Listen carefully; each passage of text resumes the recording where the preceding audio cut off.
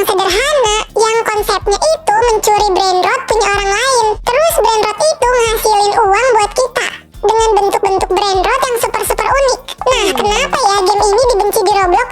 Micin baca infonya nih. Katanya game ini belakangan jadi perdebatan besar di komunitas. Soalnya waktu itu pas game ini dapat penghargaan Best Creative di Roblox Innovation Awards, orang-orang pada kaget terus kesel juga. Soalnya mereka berharapnya yang menang itu 99 Nights atau Dead Trails.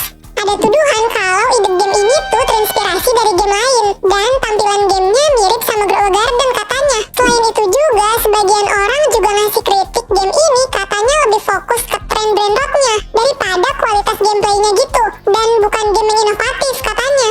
Nah, karena semua itu, penghargaan yang didapat Still a Brainrot dianggap gak adil buat developer game lain yang ngabisin waktu bertahun-tahun buat bikin game yang original. Kritik juga muncul besar-besaran di Twitter, Discord, bahkan sampai di forum Roblox. Bagi sebagian komunitas, Still a Brainrot ini sekarang bukan game yang kreatif, tapi contoh game yang viral karena tren aja. Menurut kalian gimana nih soal ini? Coba tulis pendapat kalian di kolom komentar ya. Selanjutnya ada game You Can Leave This Game. Sesuai sama nama gamenya, game ini tuh gak ngebolehin kalian keluar. Jadi kalau kalian klik tombol leave, kalian bakal terus-terusan masuk ke gamenya lagi. Game ini tuh dibuat di tahun 2022 dengan total pengunjung sampai 150 juta lebih. Nah, kenapa sih game ini masuk ke salah satu game paling dibenci? Jadi di game ini tuh like-nya cuma 25.000, tapi yang dislike-nya ada 72.000. Jauh banget kan? Alasannya adalah orang-orang yang main game ini tuh pada kesel banget sama tombol leave yang malah bikin playernya masuk lagi ke gamenya. Jadi sebel gitu. Misalnya player mau main game lain, kita malah harus klik tombol home di HP kita dulu baru masuk lagi ke Roblox-nya. Kan ribet ya? Oke, selanjutnya ada game Adopt Me. Adopt Me ini adalah salah satu game roleplay di Roblox yang dulu punya konsepnya yang sederhana.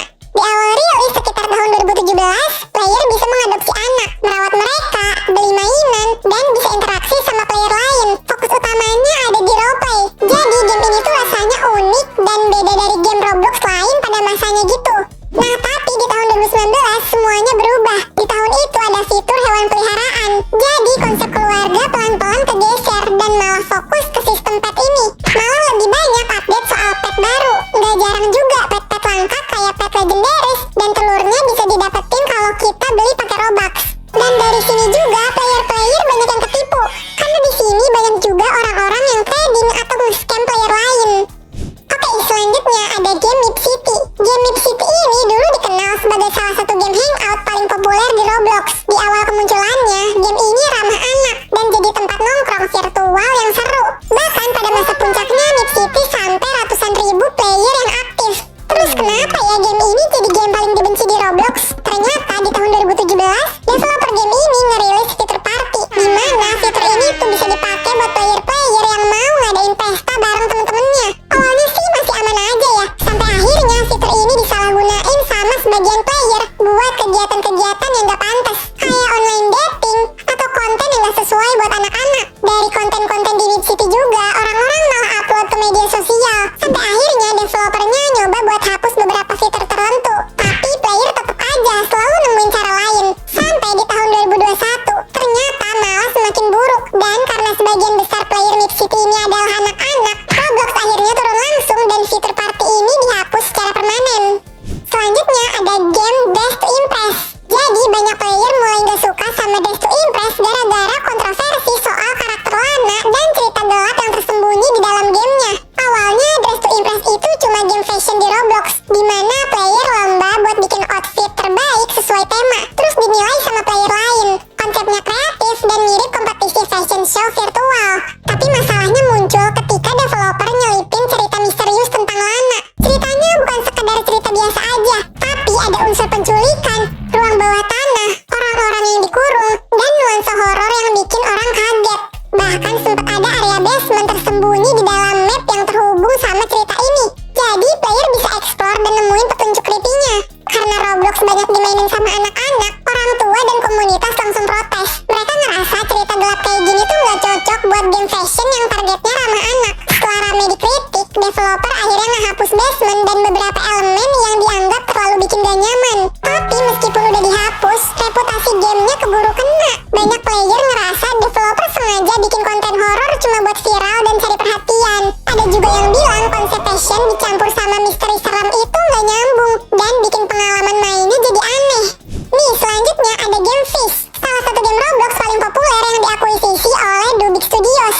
Game ini sebenarnya sederhana banget, cuma game mancing biasa aja, tapi sukses besar di komunitas Roblox karena gameplaynya yang gampang dipahami tapi tetap seru. Sayangnya setelah Dubik ngambil alih game ini, jumlah pemain mulai nurun. Banyak player yang kesel bukan cuma sama studio yang sekarang punya game ini, tapi juga sama game-game lain yang diakuisisi sama Dubik. Beberapa orang bahkan bilang kalau game favorit mereka jadi keganggu karena perubahan yang dilakuin setelah diakuisisi. Sih sebenarnya cuma salah satu dari banyak game yang diakuisisi Dubik. Dubik Studio ini punya reputasi beli game populer, tapi gak selalu disukain sama komunitas. Apalagi kalau game itu sebelumnya punya banyak penggemar atau fitur unik. Selain itu, beberapa pemain merasa gameplaynya jadi beda setelah diakuisisi. Misalnya, event-event tertentu hilang, sistem rewardnya berubah, atau fitur yang dulu seru jadi berkurang. Jadi, meskipun Fish pernah viral dan banyak disukai, akuisisi Dubik tetap nimbulin kontroversi di komunitas Roblox. Nah, yang terakhir ada Forsaken.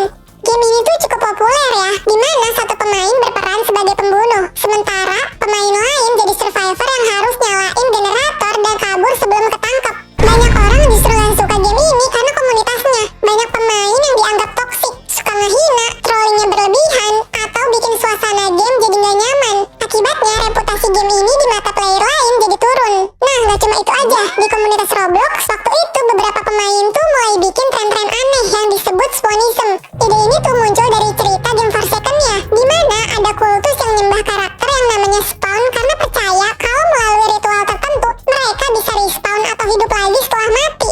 Nah, tren ini tuh langsung menuai kritik dari banyak pemain Roblox lainnya karena simbol dari game ini jadi disalahartiin dan berpotensi membahayakan. Beberapa orang dewasa juga ikut campur. Ada yang sengaja nyoba yakinin anak-anak kalau ini tuh beneran, yang bikin situasinya makin bahaya. Intinya, spawnism ini adalah contoh nyata gimana cerita dalam game horor bisa disalahartiin kalau anak-anak nggak dibimbing. Ini tuh bukan cuma tentang game Forsaken aja, tapi juga soal gimana informasi dari game bisa mempengaruhi player-player. Nah, itu dia game-game yang paling dibenci di Roblox. Dari player yang scam sampai ada game yang bikin player kesel sampai pengen banting HP.